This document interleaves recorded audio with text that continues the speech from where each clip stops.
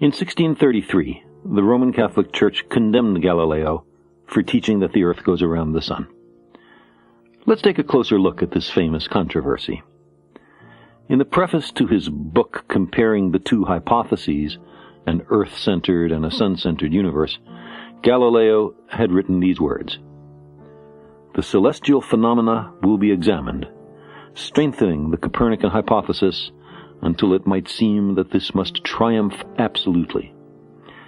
And later in the book he confessed, "Nor can I ever sufficiently admire Copernicus and his followers. They have, through sheer force of intellect, done such violence to their own senses as to prefer what reason told them over what sensible experience plainly showed them." The Church declared, in its indictment of Galileo, "The doctrine that the earth is neither the center of the universe nor immovable, but moves even with a daily rotation, is absurd, and both psychologically and theologically false, and at the least an error of faith." Galileo replied, "The doctrine of the movements of the earth and the fixity of the sun is condemned on the ground that the Scriptures speak in many places of the sun moving and the earth standing still. It is piously spoken that the Scriptures cannot lie, but none will deny that they are frequently abstruse and their true meaning difficult to discover, and more than the bare words signify. I think that in the discussion of natural problems, we ought to begin not with the Scriptures, but with experiments and demonstrations." But in his recantation, on June 22, 1633, Galileo was made to say these words: "Having been admonished by the Holy Office entirely to abandon the false opinion that the sun was the center of the universe and immovable, and that the earth was not the center of the same, and that it moved, I have been suspected of heresy, that is, of having held and believed that the sun is the center of the universe and immovable, and that the earth is not the center of the same, and that it does move. I abjure with a sincere heart and unfeigned faith, I curse and detest the same errors and heresies, and generally all and every error and sect contrary to the Holy Catholic Church." It took the Church until 1832 to remove Galileo's work from its list of books which Catholics were forbidden to read at the risk of dire punishment of their immortal souls. To its credit, although belatedly and reluctantly, the Church in 1992 repudiated its denunciation of Galileo. It still cannot quite bring itself, though, to see the significance of its opposition. In a 1992 speech, Pope John Paul II argued as follows: "From the beginning of the Age of Enlightenment," he said, "down to our own day, the Galileo case has been a sort of myth, in which the image fabricated out of the events is quite far removed from reality. In this perspective, the Galileo case was a symbol of the Catholic Church's supposed rejection of scientific progress, or of dogmatic obscurantism opposed to the free search for truth." Close quote. But surely the Holy Inquisition, ushering the elderly and infirm Galileo in to inspect the instruments of torture in the dungeons of the Church, not only admits, but requires just such an interpretation. This was not mere scientific caution and restraint, a reluctance to shift a paradigm until compelling evidence, such as the annual parallax, was available. This was fear of discussion and debate, censoring alternative views and threatening to torture their proponents, betray a lack of faith in the very doctrine and parishioners that are ostensibly being protected. Why were threats and Galileo's house arrest needed? Cannot truth defend itself in its confrontation with error?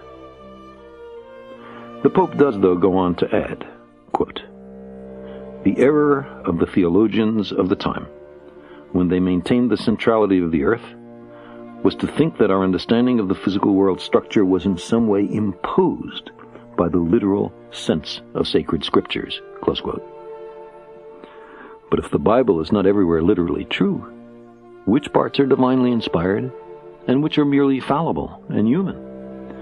As soon as we admit that there are scriptural mistakes or concessions to the ignorance of the times, then how can the Bible be an inerrant guide to ethics and morals?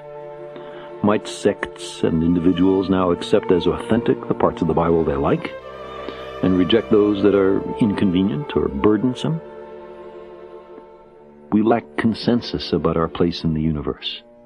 There is no generally agreed upon long-term vision of the goal of our species, other than, perhaps, simple survival. Especially when times are hard, we become desperate for encouragement, unreceptive to the litany of great emotions and dashed hopes, and much more willing to hear that we're special, never mind if the evidence is paper-thin.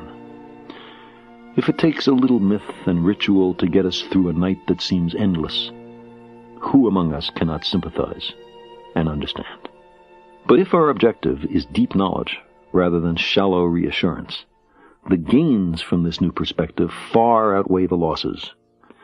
The scientific revolution permitted us to glimpse an underlying, ordered universe in which there was a literal harmony of the worlds. If we understand nature, there is a prospect of controlling it, or at least mitigating the harm it may bring. In this sense, science brought hope. Most of the great deprovincializing debates were entered into with no thought for their practical implications. Passionate and curious humans wish to understand their actual circumstances, how unique or pedestrian they in their world are, their ultimate origins and destinies, how the universe works. Surprisingly, some of these debates have yielded the most profound practical benefits. The very method of mathematical reasoning that Isaac Newton introduced to explain the motion of the planets around the sun has led to most of the technology of our modern world. The Industrial Revolution, for all its shortcomings, is still the global model of how an agricultural nation can emerge from poverty. These debates have bread and butter consequences. It might have been otherwise. It might have been that the balance lay elsewhere, that humans by and large did not want to know about a disquieting universe, that we were unwilling to permit challenges to the prevailing wisdom. Despite determined resistance in every age, it is very much to our credit that we have allowed ourselves to follow the evidence, to draw conclusions that at first seemed daunting. A universe so much larger and older that our personal and historical experience is dwarfed and humbled. A universe in which every day suns are born and worlds obliterated. A universe in which humanity, newly arrived, clings to an obscure clod of matter. In everyday life, we often sense, in the bedrooms of teenagers or in national politics, that chaos is natural and order imposed from above. While there are deeper regularities in the universe than the simple circumstances we generally describe as orderly, all that order, simple and complex, seems to derive from laws of nature established at the Big Bang, or maybe earlier, rather than as a consequence of belated intervention by an imperfect deity.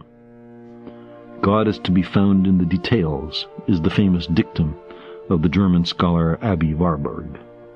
But amid much elegance and precision, the details of life in the universe also exhibit haphazard, jury-rigged arrangements and much poor planning. What shall we make of this? An edifice abandoned early in construction by the architect? The evidence so far at least, and laws of nature aside, does not require a designer. Maybe there's one hiding, maddeningly unwilling to be revealed.